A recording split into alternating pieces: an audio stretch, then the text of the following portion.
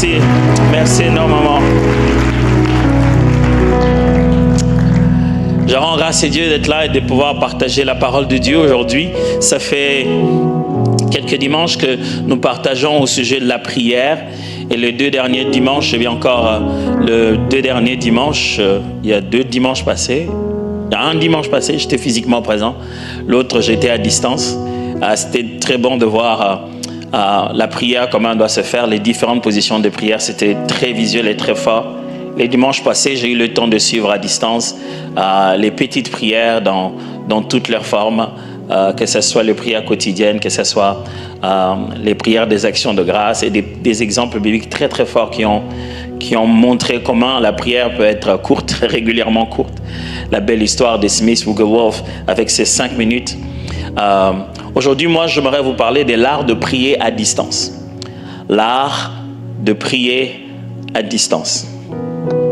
Alors, quand j'étais petit, l'une des choses que j'ai souvent abîmées, cassées, c'était la télécommande. Et comme vous pouvez le constater, dans la plupart des maisons, la télécommande n'a pas de piles. Quelqu'un enlève toujours les batteries de la télécommande. On finit toujours par le trouver quelque part sans batterie. Et c'est l'une des choses que j'abîmais beaucoup parce que je ne comprenais pas comment, quand j'appuyais ici, ça fonctionnait là-bas. Et des fois, j'ai tenté d'appuyer sur ma main pour voir si ça va traverser ou pas. Quand je vais vous parler de la prière à distance aujourd'hui, ça n'a rien à voir avec le fait que nous soyons dans la période post-Covid, qui a beaucoup facilité le fait que les gens croient à des actions à distance, la prière en ligne, tout ça là, c'est devenu vraiment une réalité dans nos églises. Quand je vais parler de la prière à distance, vous allez voir tout à l'heure, je parle du fait que on peut prier sans être physiquement présent à un endroit où le besoin se trouve, où la personne se trouve, où la circonstance se trouve.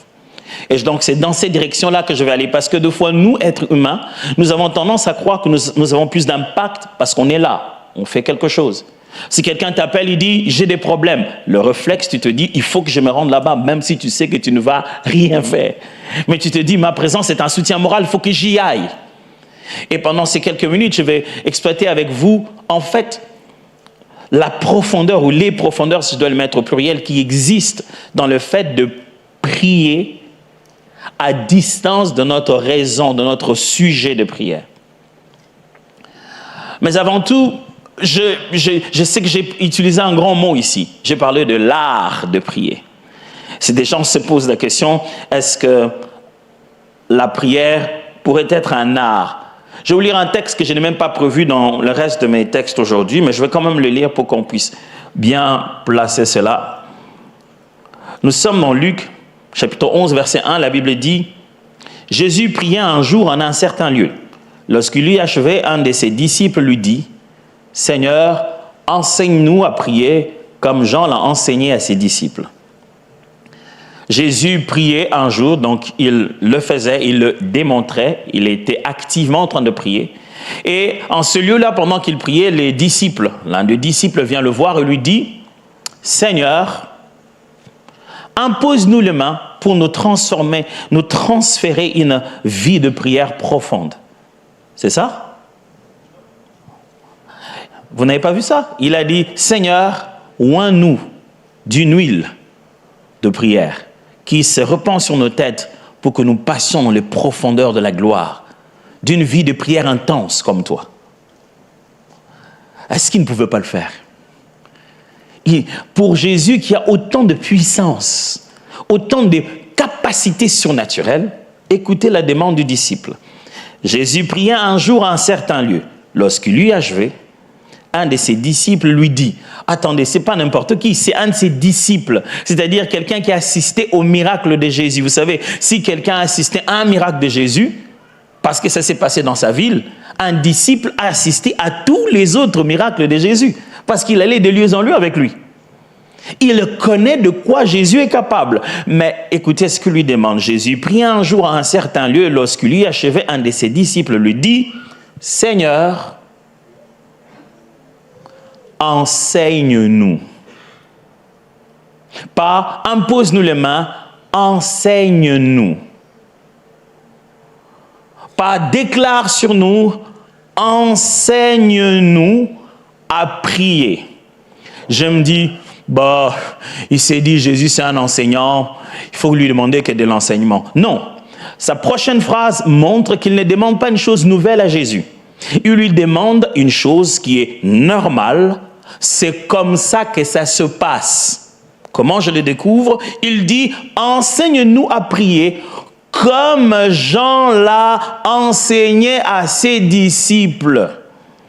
Je ne demande pas une chose inédite, je demande la bonne pratique des choses. La bonne pratique exige que, pour me transférer la qualité de ta vie de prière, tu dois m'enseigner. Ce texte nous montre qu'une qualité de vie de prière quitte d'une personne à une autre, non pas par imposition de main, mais par enseignement. Les disciples croient que s'il leur explique comment fonctionne la prière, ils vont se mettre à prier comme lui parce que le résultat est là. Ils ont vu les disciples de Jean se mettre à prier comme Jean parce que Jean leur a enseigné. Enseigner signifie donner les principes, les notions nécessaires, les règles de l'art. Le domaine de la prière est un domaine où on peut prier, mais prier mal. La Bible affirme très bien qu'on peut vraiment prier longtemps, prier vraiment, mais prier mal. À partir du moment où nous sommes dans un domaine, il y a des règles sur la façon de le faire. De la bonne manière ou de la mauvaise manière, il y a alors ce mot « art » qui est utilisé. Il ne suffit pas de prier. Il y a une bonne façon de prier. Si bien que nous prions tous, nous n'obtenons pas tous le même résultat. Je tombe donc dans cette idée de dire qu'il y a un art de prier. Et les disciples ont remarqué en Jésus que Jésus il avait l'art de prier. Il savait comment le faire. Il savait tellement comment le faire que quelquefois quand les disciples échouaient, Jésus ne venait pas leur dire « Je suis juste Dieu, faites chair. C'est pourquoi j'ai de meilleurs résultats que vous. » Quand les disciples bloquaient, Jésus faisait ce qu'il est censé faire, ce qui est la norme, il les enseignait à nouveau.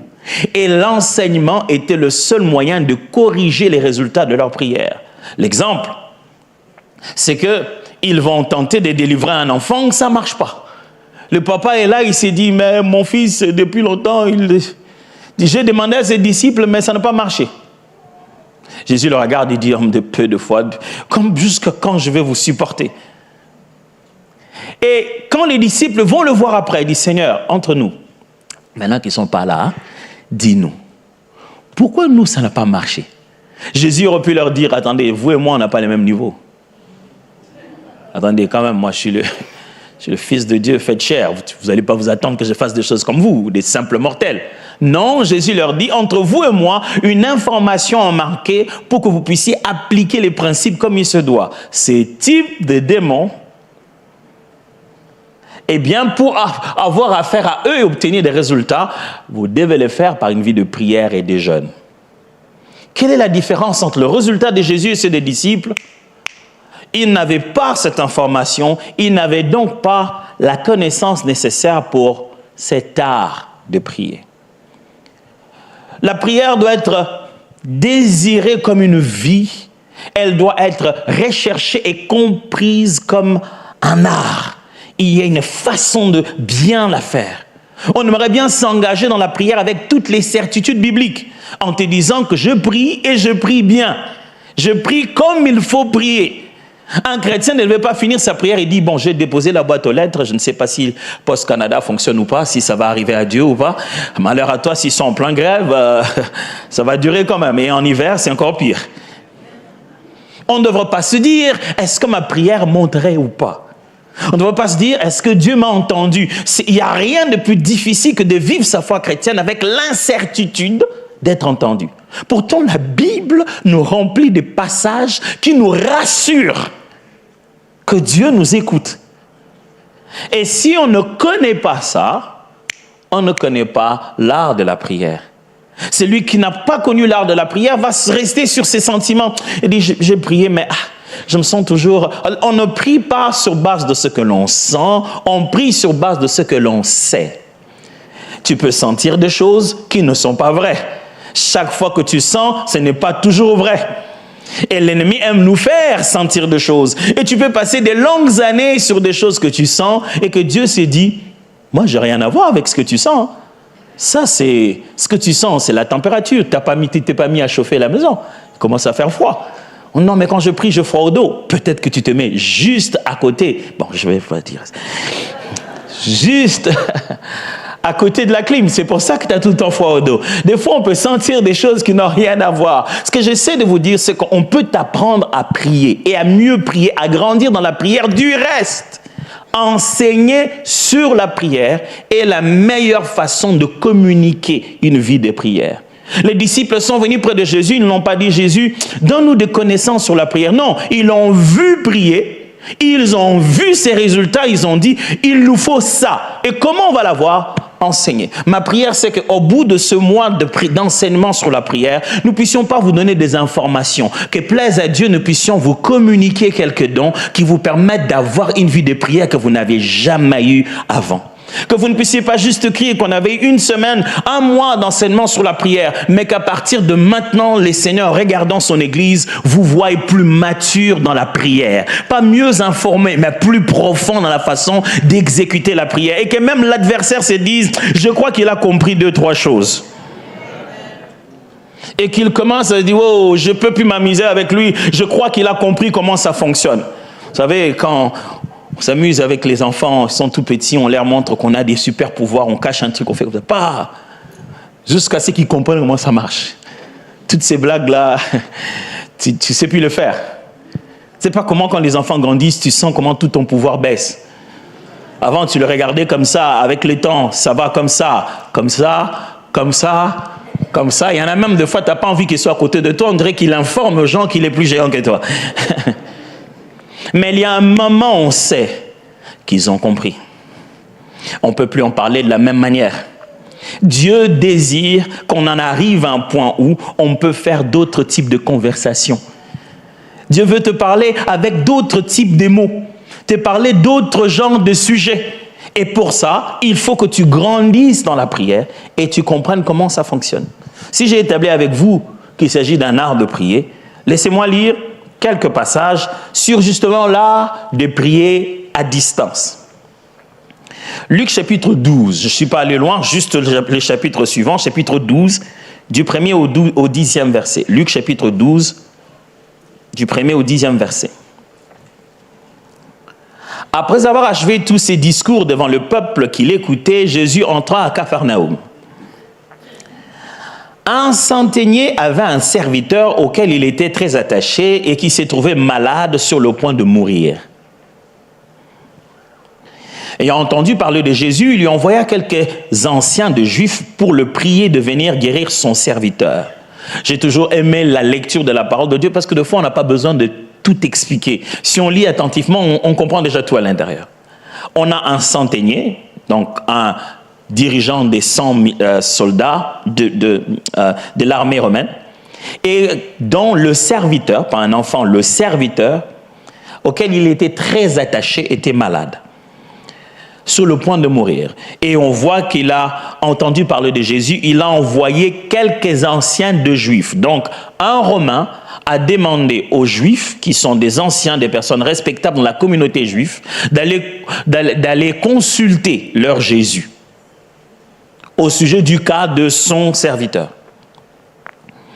pour le prier de venir guérir son serviteur. N'oubliez pas, à la base, il leur a demandé d'aller consulter Jésus pour qu'il vienne guérir son serviteur. Je n'ajoute rien, tout est dans le texte. 4. Ils arrivèrent auprès de Jésus et lui adressèrent d'instantes supplications, disant, « Il mérite que tu lui accordes cela. » N'oubliez pas, ce n'est pas tous les anciens de Juifs qui étaient d'accord sur les guérisons de Jésus. Certains boudaient encore. Mais on se dit, si quelqu'un peut bénéficier de tes tralala de guérir les gens, bon, quoi qu'on ne soit pas nécessairement, pas toujours nécessairement, mais si vraiment il y a quelqu'un qui peut bénéficier quelque chose de ce que tu sais faire, ce monsieur, il en vaut la peine.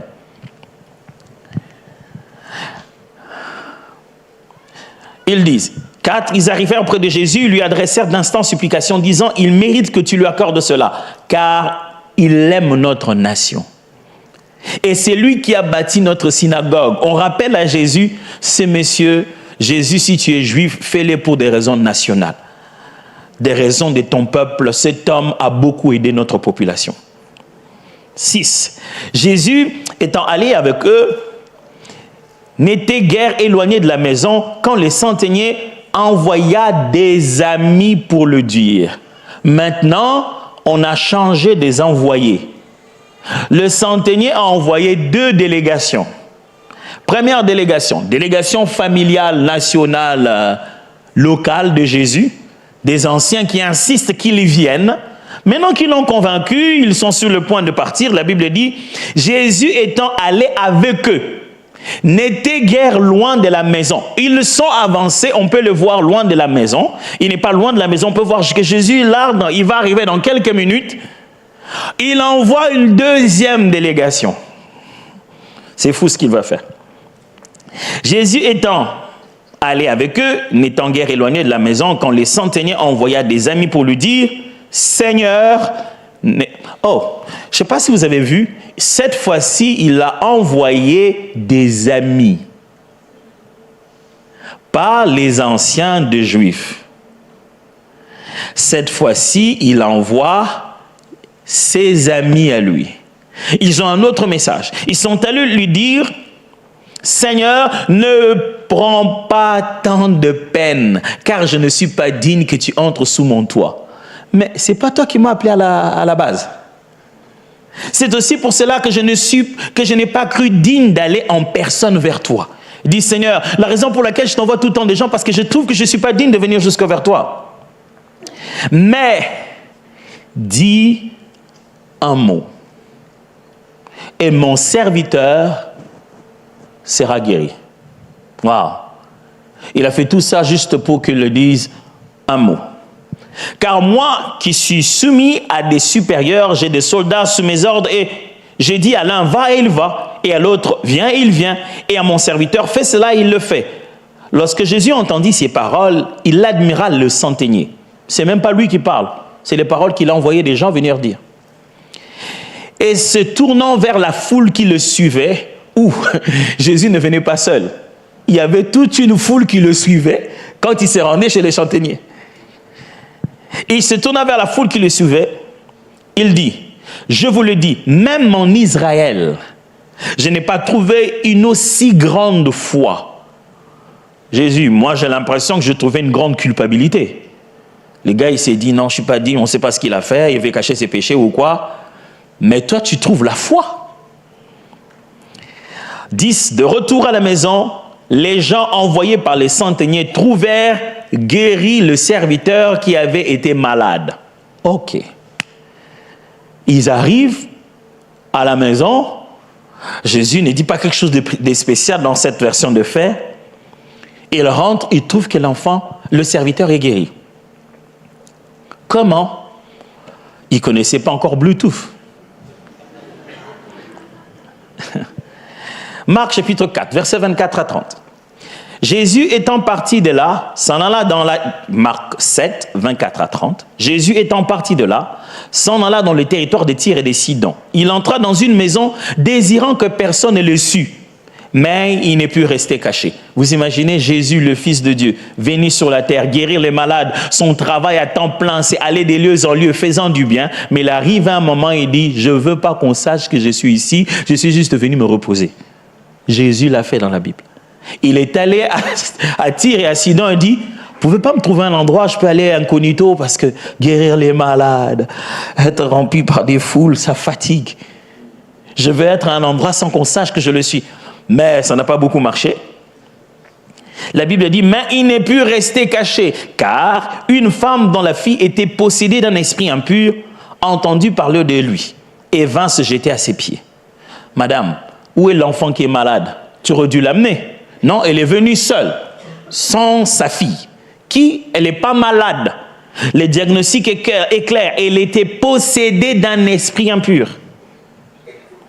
Verset 26, cette femme était grecque, syro-phénicienne d'origine, encore une autre étrangère. Elle n'envoie pas les anciens des Juifs, pourquoi pas? Elle vient par elle-même. Elle le pria de chasser le démon hors de sa fille. Nous sommes ici, ta fille n'est pas ici.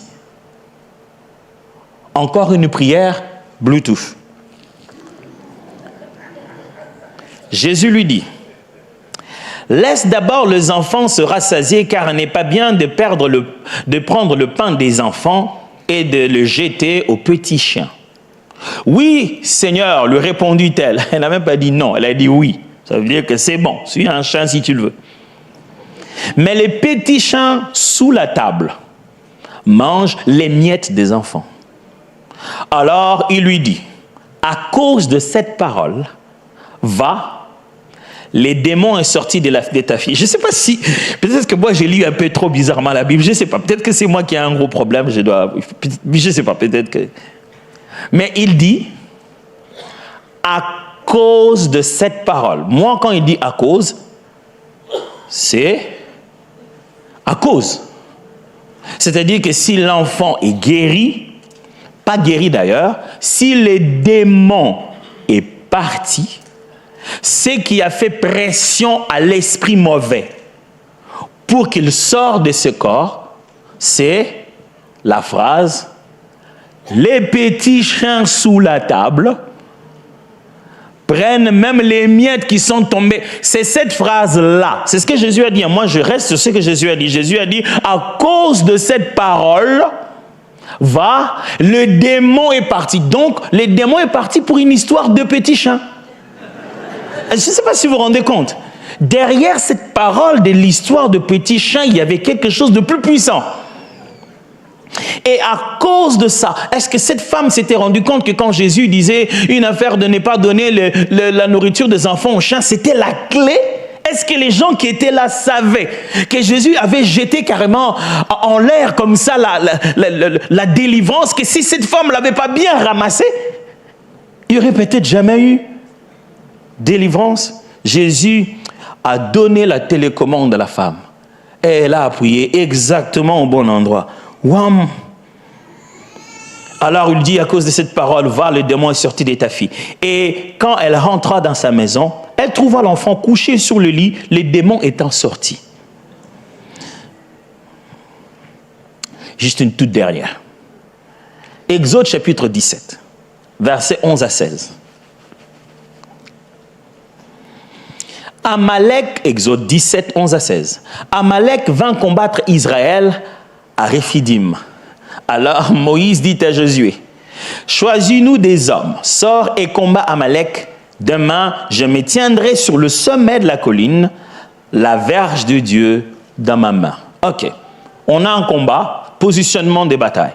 Ok, toi tu recrutes les hommes, ouais, sortez là-bas, moi ce que je vais faire, je vais monter à la colline et je vais prendre le bâton. Franchement, on a un général qui te dit ça, on se dit, à vos ordres, mon général, mais vous n'allez pas vous battre, vous. Donc nous, on va se battre et vous allez vous cacher à la montagne avec le bâton. Mais il est en train de sous-entendre une chose importante ici. Il dit, même si on se bat contre Amalek, il y a deux positions. Il y a la position à la vallée contre les hommes et il y a la position à la montagne qui contrôle ce qui se passe à la vallée. Et il dit, vous, pendant que vous serez en train de vous battre, je veux me tenir là et je vais gérer ça en Bluetooth. Je vous dis que Bluetooth, ça fait longtemps que ça a commencé cette histoire. Josué fit ce que lui avait dit Moïse pour combattre Amalek. Et Moïse, Aaron et Hur montèrent au sommet de la colline. Lorsque Moïse éleva sa main, Israël était le plus fort. Quand je vous ai dit Bluetooth, vous ne m'avez pas cru.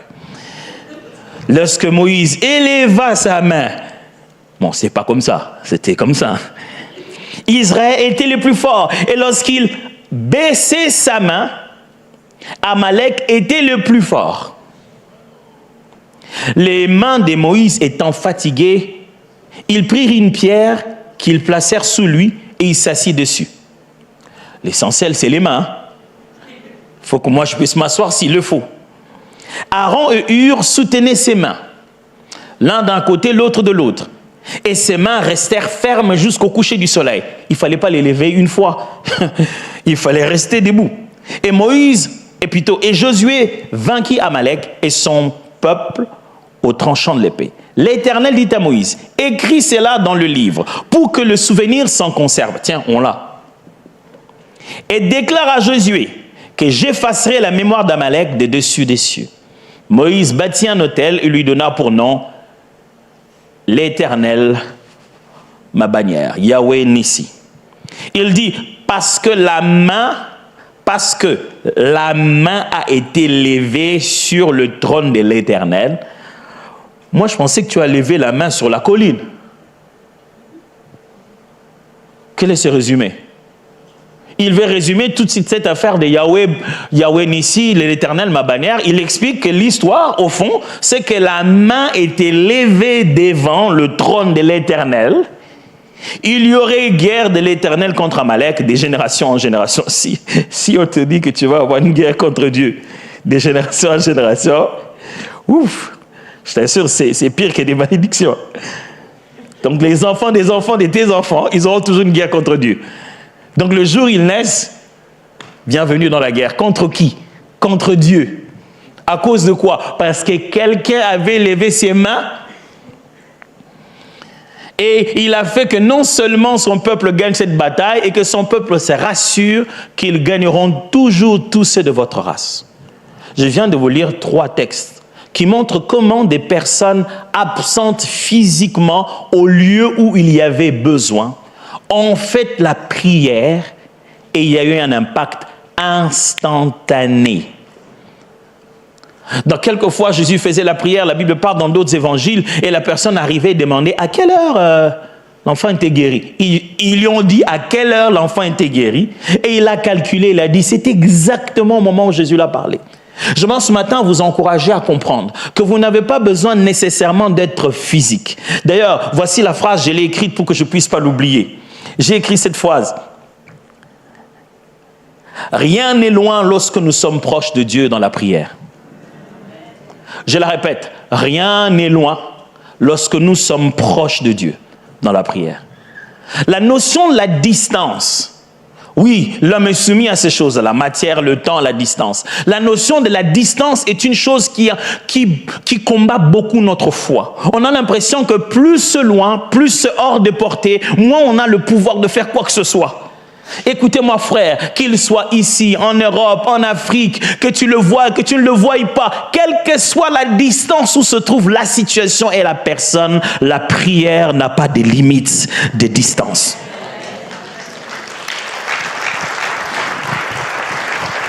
Rien n'est loin lorsque nous sommes proches de Dieu dans la prière. Vous savez, Dieu n'a pas besoin d'aller ça et là. Il est partout en même temps. Le bonheur justement de l'adorer, de le servir, c'est qu'il sait contrôler ces choses-là que nous on croit qu'on a besoin de déplacer l'espace. Ce n'est pas la même chose pour lui. Je ne sais pas où ça se trouve. Je ne sais pas si on a fermé ça à 4 tours. Il y a une clé là-dedans. Mais si la chose pour laquelle tu pries se trouve très loin de toi, ça ne rend pas la situation difficile. La situation n'est pas difficile à cause de la distance. Dieu ne prendra pas les 2 avions que toi tu es censé prendre. Non. Cette personne n'est pas si loin de Dieu comme elle est loin de toi. Dans la prière, distance ne signifie pas absence. Je le répète, dans la prière, distance ne signifie pas absence. On peut avoir autant d'impact sans être physiquement présent, comme si on y était. Et vous savez, c'est bizarre, il y a des gens qui peuvent être sur place là, mais ne rien faire. Et celui qui est loin, là-bas, en train de tout faire ailleurs.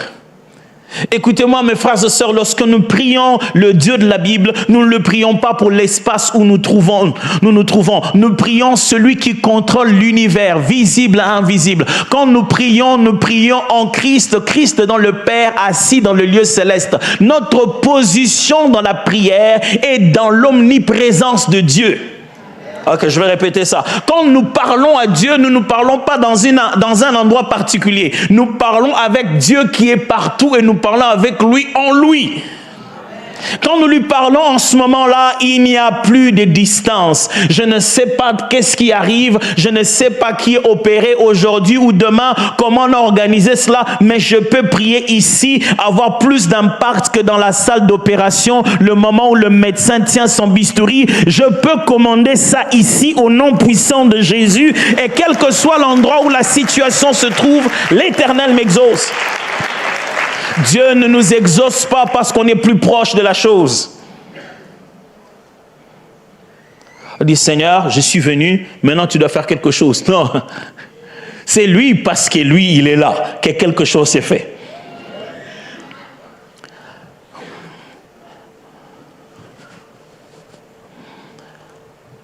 Je voudrais vous parler, je vais les citer comme ça rapidement, 4 choses qui ressortent de ces 3 textes que j'ai lus avec vous, qui montrent justement la place, l'importance ou des secrets, des exigences que nous devons respecter dans notre cœur si nous voulons faire des prières à distance. Ce que j'appelle les prières à distance, je le répète, c'est le fait qu'on parle avec Dieu et qu'on exerce la prière. Je vais expliquer tout à l'heure ce qu'est la prière.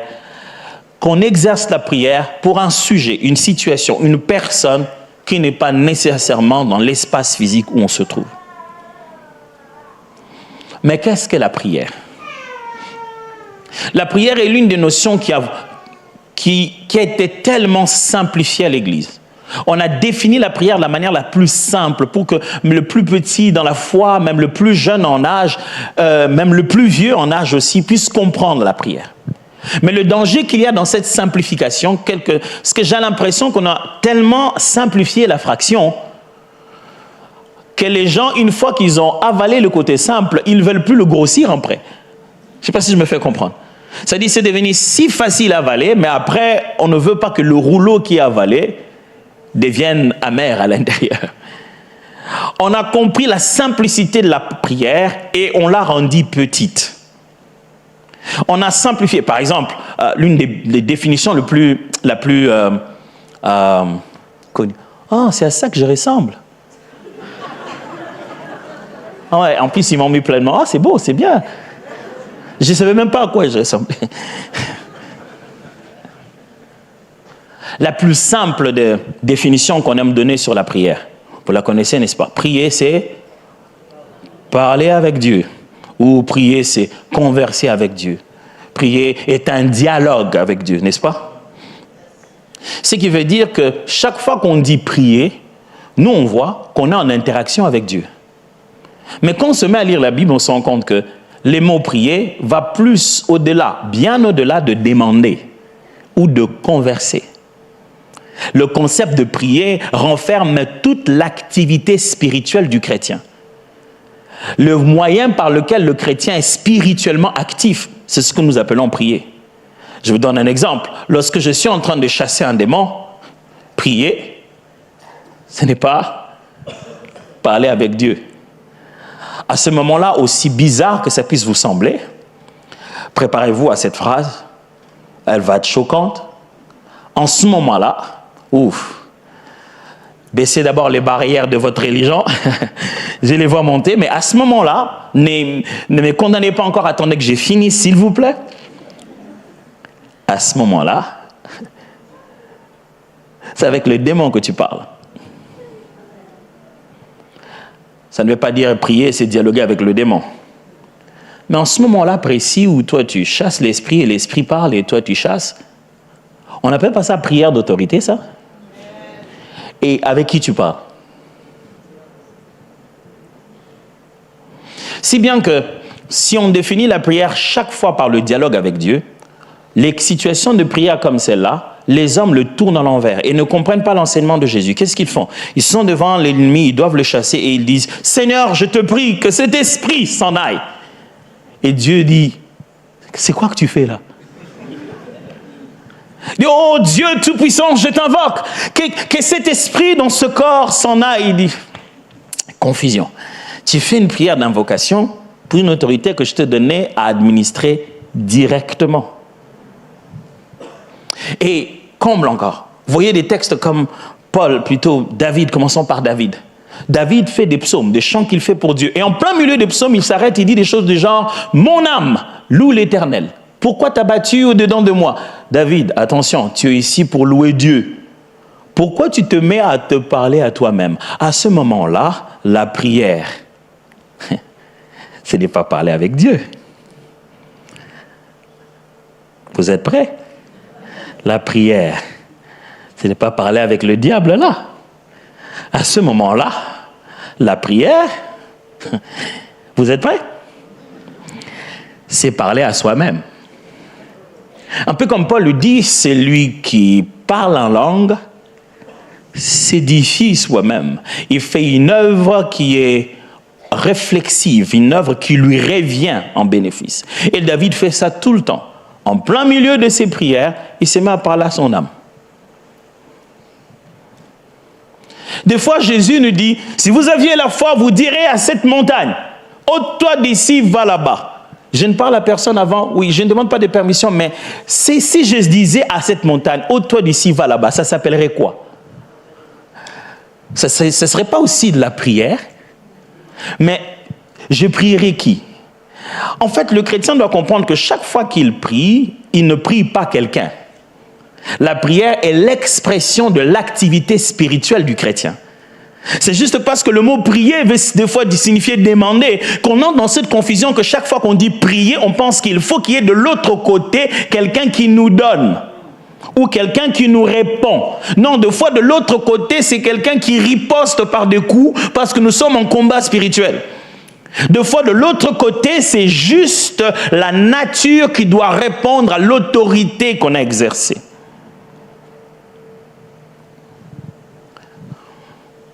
Lorsqu'on prie pour quelqu'un qui est malade, on prie, non? Elle est malade. On parle à qui?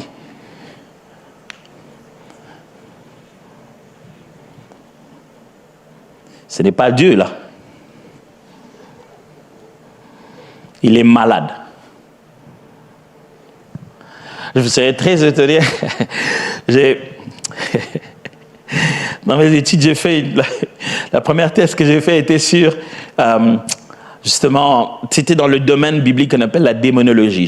J'ai étudié la place de la cure d'âme dans le processus de la délivrance. Donc, j'ai dû lire beaucoup de choses là-dessus, depuis l'Ancien Testament, les différents types de peuples. Et je suis tombé sur quelque chose qu'on appelle le dictionnaire des démons. Donc, dans lesquels il y a, d'après chaque type de peuple, il répertorie les noms des démons. Et je suis tombé sur quelque chose que j'entendais des fois chez nous, dans mon pays, mais je ne savais pas que c'était vrai. Je prenais ça pour une blague. J'ai vu que dans certaines cultures, il y a un démon pour la palu. On appelle ça malaria, le paludisme. Vous savez, la maladie avec les moustiques. Ils ont même un nom pour ces démons-là. Et vous ne croirez pas quel est le nom de ces démons. Des fois, j'allais dans des familles qui chassaient des démons et ils citaient beaucoup ces noms-là. Ils disaient « Pazouzou, au nom de Jésus, on te chasse ». Et j'ai vu dans les dictionnaires que certains peuples croyaient que le démon qui produit la malaria, c'est ce nom-là de démon. Donc, je chasse un esprit mauvais ou je prie pour quelqu'un qui est malade. L'activité a beaucoup changé. Dans le mot prière, mes amis, mettez-y tout. Mettez-y demander, ordonner, invoquer, communiquer, transmettre. Quand nous, chrétiens, nous disons prier, nous ne disons pas seulement demander, mais nous disons être spirituellement actifs. Je vous propose ceci comme définition. Prier, c'est user de ses droits devant Dieu, sur soi-même et toute la création, ainsi que contre le diable et ses acolytes. Je répète, prier, c'est user de ses droits devant Dieu, sur soi-même et sur toute la création, ainsi que contre le diable et ses acolytes. Quand nous prions, nous usons de droits que Dieu nous a donnés dans la conversation avec lui. On est en relation avec lui. Mais quand nous prions, nous usons aussi des droits que Dieu nous a donnés, que la parole nous a donnés sur nous-mêmes. Quelquefois, le temps que tu passes dans ta prière, dans ta chambre, tu ne parles à personne, c'est à toi que tu parles.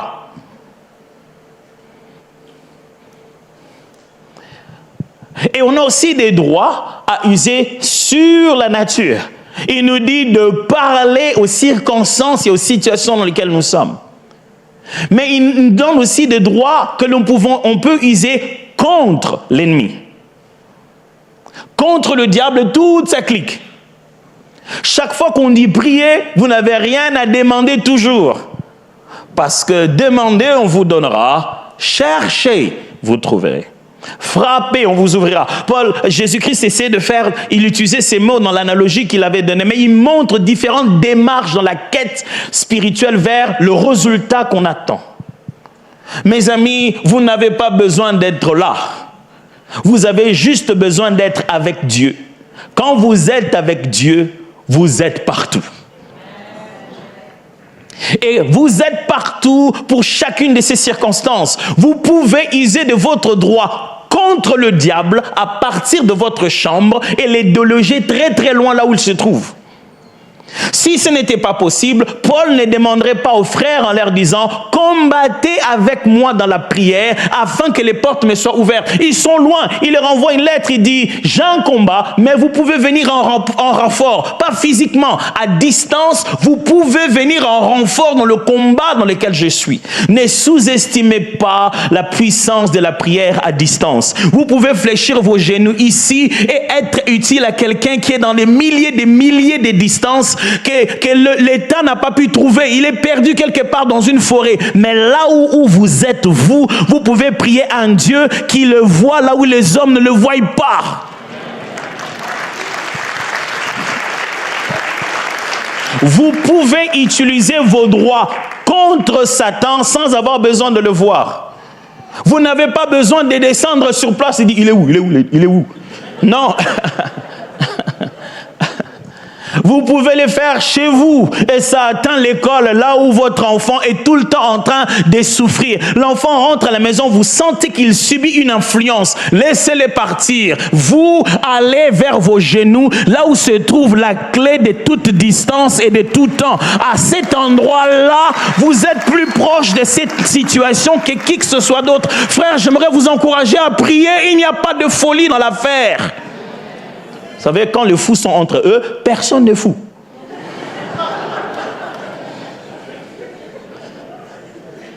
Eh bien, nous sommes tous des fous. C'est la Bible qui dit, pas moi.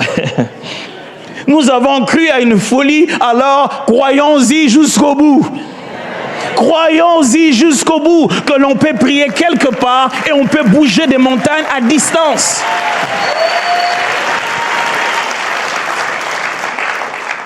Sur la création, même contre l'ennemi, sur des situations difficiles, on peut prier. On peut prier ici, bouger des endroits qu'on ne pouvait pas imaginer.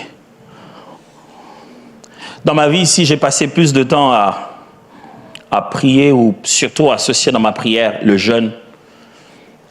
J'ai souvent jeûné, non pas parce que j'étais en guerre spirituelle contre l'adversaire. Je déteste surtout que Satan me fasse jeûner, tu vois. L'idée là, je n'arrive pas à la concevoir. Je n'ai pas dit que quelquefois on n'a pas besoin de jeûner dans la prière contre l'ennemi. Mais souvent il m'est arrivé de passer du temps de jeûne, même brusque comme ça, à la veille, je me dis non, demain il faut que je prenne le temps de la prière. Et souvent j'ai remarqué, malheureusement, ou heureusement, j'ai remarqué que j'ai souvent jeûné, désolé de vous parler de moi, j'ai souvent jeûné quand il s'agissait de l'homme, de l'être humain, pas du diable. Le cœur de l'homme, comment le faire fléchir? Le cœur de l'homme, comment être sûr qu'il va comprendre les intentions qu'il y a dans mon cœur? Le cœur de l'homme, comment être sûr qu'il va fusionner avec le plan de Dieu?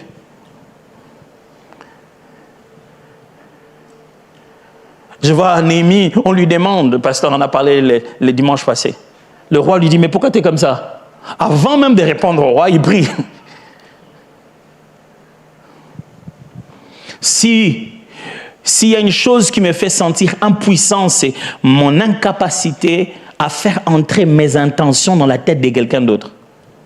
Dieu, s'il pouvait juste me comprendre, mais les autres, ils peuvent comprendre que nos mots, nos tics, nos gestes, ce qu'on avait dit et ce qu'on dit, peut-être qu'on le dira. J'ai envie de te dire, c'est pas ça. Mais plus je continue à dire c'est pas ça, il se dit, tu vois, tu dis toujours que c'est pas ça. Ça devient encore pire. Comment vraiment prier Dieu pour qu'il y ait cette vision exacte dans l'esprit, que le cœur se place au bon endroit?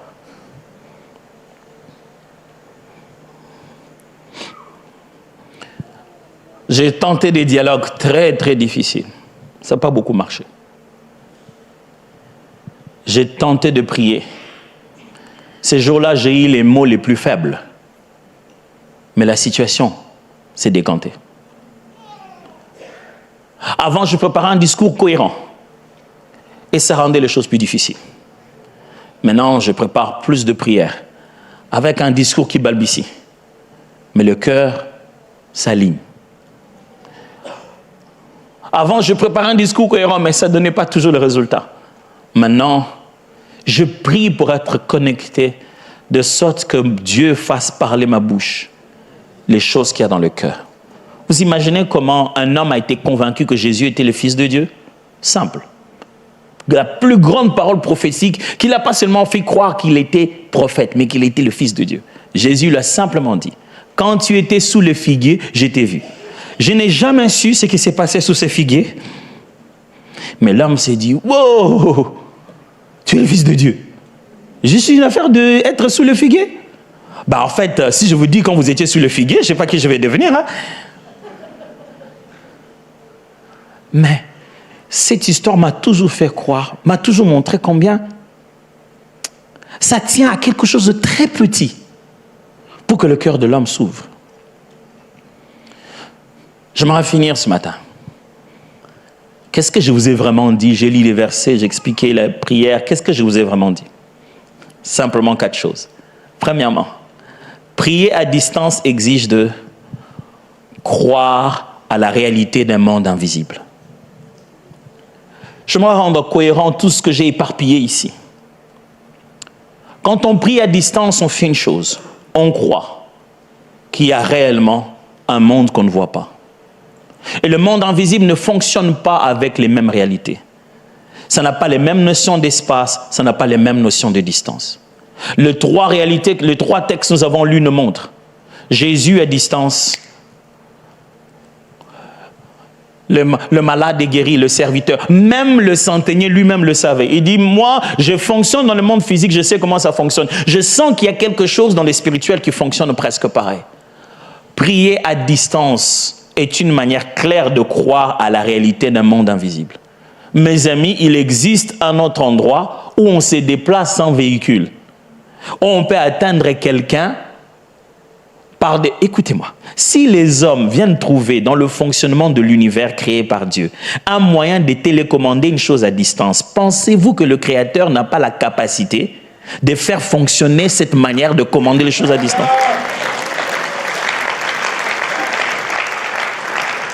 Frère, quand vous priez dans votre chambre, vous êtes en train de faire un acte de foi puissant. Vous croyez qu'il n'y a pas que ce qu'on voit. 2, prier à distance exige de démontrer le pouvoir de la parole. Quand on prie à distance, premièrement, j'ai dit, ça exige de croire à la réalité du monde invisible. Mais deuxièmement, ça exige de démontrer le pouvoir de la parole. Prier à distance signifie que quand je parle, ce ne sont pas que des mots. Prier à distance signifie que juste un mot vaut mieux que Jésus avec une grande foule. Il a dit, Jésus, juste un mot. Toi et la foule, restez là-bas. Mais si moi... Non, pardon. Toi, les disciples, tout le monde, restez là-bas dehors. Juste un mot. Et ses amis n'ont même pas apporté le mot comme ça en tremblant. Voici le mot du Seigneur. Non.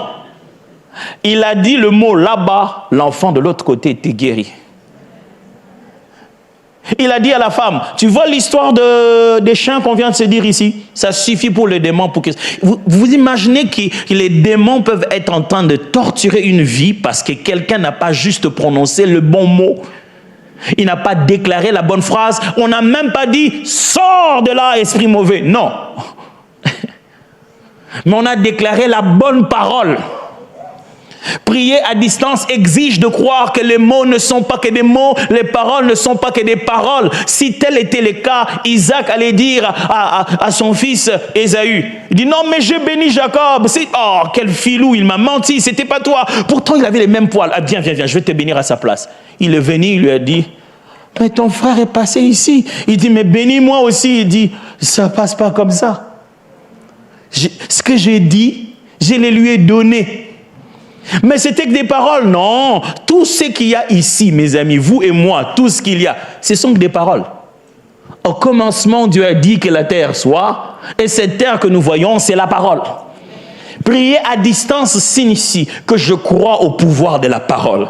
Mes amis, la parole, ce n'est pas la langue. Je peux dire le maman, la papa. Je peux commettre des erreurs d'articles, mais Satan comprend très bien de quoi on est en train de parler. Ce n'est pas être bon dans la logique, mais c'est être fixé dans sa foi. D'ailleurs, 3, prier à distance exige de faire confiance à l'omniprésence de Dieu.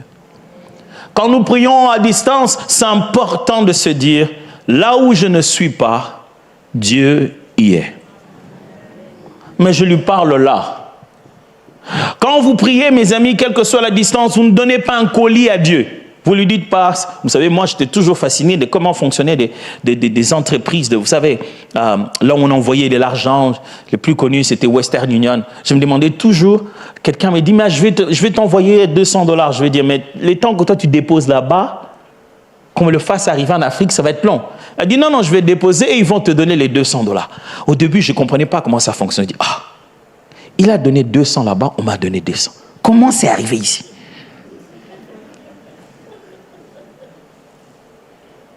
Est-ce que ce sont les mêmes 200, les mêmes billets? Écoutez-moi, Dieu, il est mieux organisé que tout autre Western Union. Quand dans sa présence, je viens de déposer 200, là-bas, ça paraît 200. Exactement comme ça. Quand je suis à genoux en train de dire, ils ne le vaincront pas. Ils ne le vaincront pas non plus là où ils se trouvent là-bas. Et enfin, prier à distance exige de exécuter les responsabilités d'un intercesseur. Prier à distance exige d'exécuter les responsabilités d'un intercesseur. J'aurais pu vous parler de l'art d'intercéder. Mais après, vous aurez pris les mots intercession, vous l'aurez tout de suite mis dans le contenu des choses que vous savez déjà sur intercession, vous allez arrêter de m'écouter. Alors je trouvais l'art de prier à distance.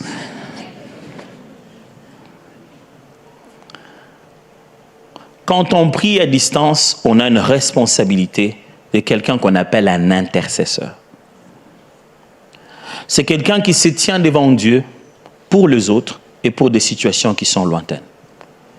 Ce matin, en terminant, je vais vous demander une petite faveur. Nous allons juste baisser nos têtes et pendant quelques minutes, localiser quelque chose, quelqu'un, un besoin qui n'est pas ici. Je n'aimerais pas que vous allez vite, à la va-vite, juste pour exécuter quelque chose qu'un prédicateur a demandé. Croyez-moi, les paroles que vous allez prononcer aujourd'hui, vous témoignerez de ça. Alors, c'est où? C'est loin? C'est qui? C'est quoi? Faut-il se battre? Faut-il faire des déclarations? Faut-il repousser Satan? Quel type de droit pouvez-vous utiliser maintenant? Est-ce devant Dieu, l'implorant, le suppliant au nom de Jésus? Est-ce sur soi-même? Est-ce que c'est sur la création ou c'est contre l'adversaire et ses acolytes? Mais c'est quelque chose qui n'est pas là où tu te tiens, qui n'est pas chez toi à la maison peut-être. C'est loin. C'est une personne, c'est une situation, c'est une décision. C'est peut-être des gens que tu ne connais pas, tu n'as que le nom de l'institution. Tu sais que c'est la banque, tu sais que c'est l'immigration. Tu ne sais même pas quel est le processus que les gens prennent pour lever l'option sur ta situation. Mais moi, je sais qu'ici, maintenant, pendant que nous prions, là-bas, Dieu est toujours présent. Si vous avez pu avoir une pensée claire d'une, ne fût-ce qu'une chose pour laquelle vous devez prier.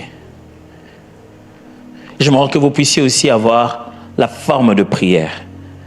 Est-ce qu'il faut attaquer l'ennemi? Est-ce qu'il faut repousser une œuvre diabolique que vous avez ressentie? Est-ce qu'il faut faire des déclarations sur la situation et dire que cette situation va finir par fléchir? Est-ce que c'est en faveur de quelqu'un que vous devez prier, que le Seigneur le réveille, le travaille avec lui, le précède, le protège? Mais les paroles que vous avez prononcées, que vous allez prononcer tout de suite, peuvent changer toute l'histoire. Alors je vous en supplie, prononcez les paroles. N'y réfléchissez pas. Il n'a pas dit, pense juste un peu un moment sur mon serviteur, il sera guéri. Il a dit, dis juste un mot. Peut-être que ce n'est pas à Dieu qu'il faut parler. C'est à des circonstances. Croyez-moi, elles entendent.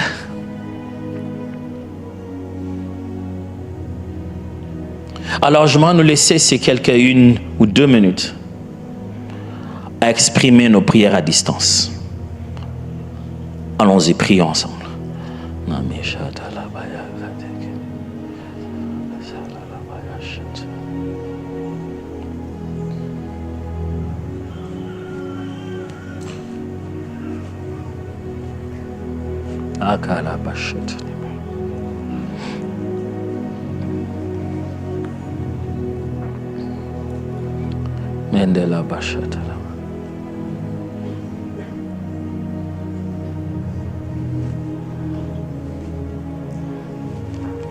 La balle est dans ton camp. Prie. Il y a des fois même des gestes que tu fais chez toi, ça bouge des choses là-bas sur terrain. Moïse avait les mains levées et ça bougeait les choses. Peut-être ça te demande de rester debout. Peut-être ça te demande de faire les 100 pas. On n'a pas beaucoup de minutes. Mais on peut influencer le monde spirituel maintenant là. On peut saturer les choses maintenant là. N'aie pas peur de prendre la position qui est la meilleure. Peut-être qu'il faut s'agenouiller, peut-être qu'il faut lever les mains et symboliquement dire à Dieu, voici mes mains levées. Je vais peut-être les baisser après ces 2 minutes, mais mes mains levées maintenant, pendant ces 2 minutes, sont une façon de dire, Dieu, que la victoire soit accordée à mon frère, à ma soeur, ça soit accordé à cette institution, à cette personne, que ça soit accordé à cet évangéliste sur le terrain en train de gagner les âmes, ça soit accordé à cette personne qui souffre à l'hôpital. Peut-être qu'il faut poser un geste spirituel.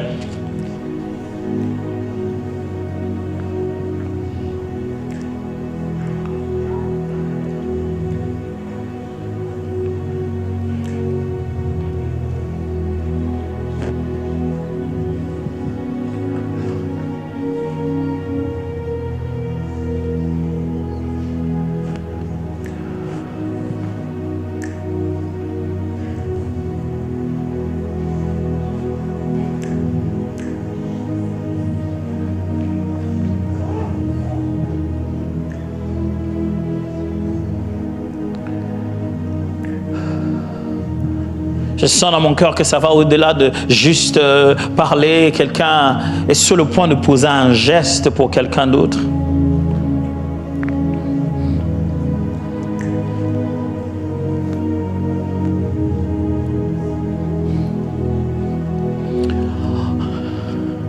Je m'aurais donné une parole et je connais la sensibilité de ce genre de parole.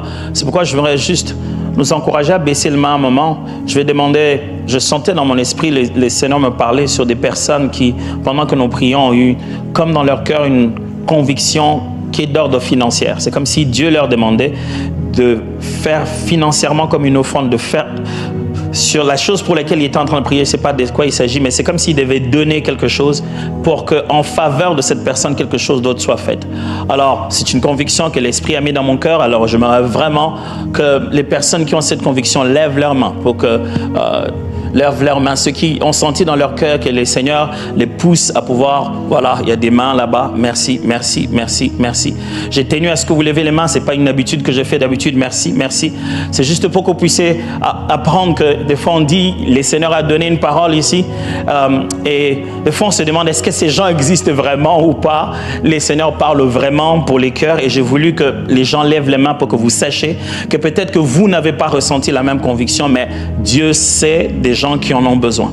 J'aimerais prier pour ces personnes qui ont levé les mains et dont la prière, l'intercession passe par une offrande, quelle que soit. Faites ce que Dieu vous a demandé de faire. Obéissez comme le Seigneur vous a demandé d'obéir. Mais je prie Dieu qu'il vous fasse faire, qu'il vous fasse vivre un miracle dont le témoignage va retentir dans vos familles, dans vos quartiers, dans vos coins, que vous deveniez des instruments de témoignage, que les gens fassent référence à vous dans la famille et autour de vous, que vous êtes quelqu'un que Dieu exauce et que vous êtes quelqu'un, que les gens comprennent le bien fondé de rester inspirés par Dieu, que le Seigneur en vous exauçant glorifie son nom et fasse de vous un témoignage. Comme Élie a dit, enfin que l'on sache que tu es Dieu et que je suis ton serviteur. Je prie que ce sacrifice que vous allez poser devienne une guérison totale dans la vie de quelqu'un d'autre, que ça change ses conditions, que ça bouleverse sa vie, que ce que vous allez poser comme geste, ou que ce soit que vous allez s'aimer cela, que le Seigneur le fasse multiplier au centuple et que ça change de vie au nom puissant de Jésus. J'aimerais que la dernière chose, peut-être que juste maintenant, ceux qui prient pour un cas de guérison lèvent leurs mains. Ceux qui prient pour quelqu'un d'autre qui a besoin de guérison.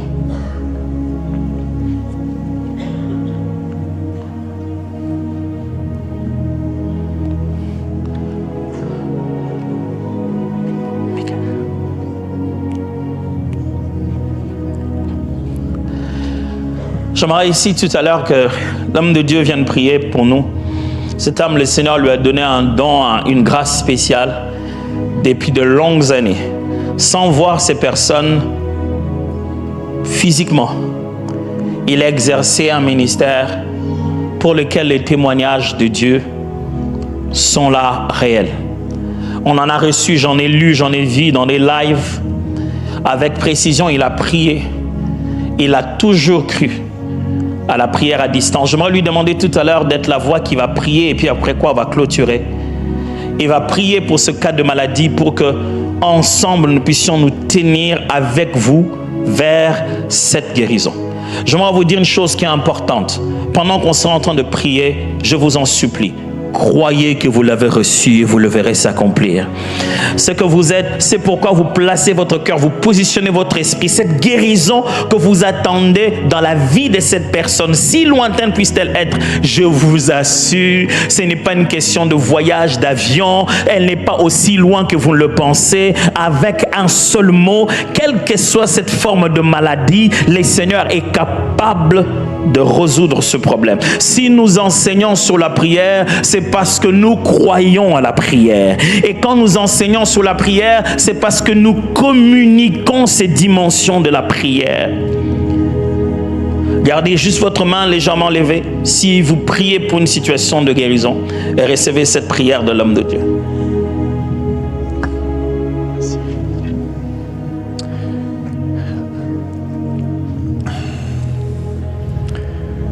Koramashata yarabaso korobosoto. Rikata yaramasobra yerendoroboshakata. Père Céleste, je lève ma main avec ces bien-aimés. Suite à ta parole qui a été envoyée, Seigneur, nos cœurs sont remplis de foi. Et tu as dit, Seigneur Jésus, que tu nous as donné sur la terre le pouvoir de lier et le pouvoir de délier, le pouvoir d'interdire et le pouvoir de relâcher. Et ce matin, je lève ma main au nom de Jésus avec nos bien-aimés pour chaque situation de main levée, de cancer, de maladies incurables, de situations de personnes dans le monde là où ils se trouvent qui souffrent. Seigneur, ces personnes qui souffrent, Et je prends cette autorité que tu nous as donnée au nom de Jésus. Et dans l'esprit, je me dresse maintenant. Nous nous dressons au nom de Jésus-Christ de Nazareth contre toutes ces maladies incurables, toutes ces situations qui durent depuis tellement d'années et qui amènent de la souffrance dans les corps, dans les âmes. Au nom puissant de Jésus-Christ de Nazareth, là où tu te trouves, sois guéri au nom de Jésus. Je maudis au nom de Jésus-Christ toute maladie. Tu sèches tout cancer est maudit maintenant au nom de Jésus-Christ. Et ce point de contact avec ces personnes qui ont les mains levées dans cette salle, Père, au nom de Jésus, que ta parole trouve son accomplissement maintenant. Qu'il y ait des témoignages qui retentissent maintenant. Tumeur, cancer, maladie, quelle qu'elle soit, du sommet de la tête jusqu'à la plante de tes pieds, nous t'ordonnons au nom de Jésus-Christ de Nazareth, quitte les corps maintenant, quitte les corps de tout point de connexion avec toute main levée, maintenant, en Amérique, en Asie, dans les îles, en Afrique, en Europe, au nom de Jésus-Christ de Nazareth, où que soit cette personne, au Québec, maintenant, lève-toi et sois guéri. Que ce que tu ne pouvais pas faire, au nom de Jésus, je le déclare, je le prophétise, tu pourras le faire. Et tu témoigneras la bonté de Dieu et sa fidélité. Qu'au nom de Jésus, la guérison maintenant soit libérée dans les foyers, dans les familles, et qu'il y ait une avalanche de témoignages pour ta gloire, Seigneur Jésus. Tu es vivant. Au nom de Jésus-Christ. Amen.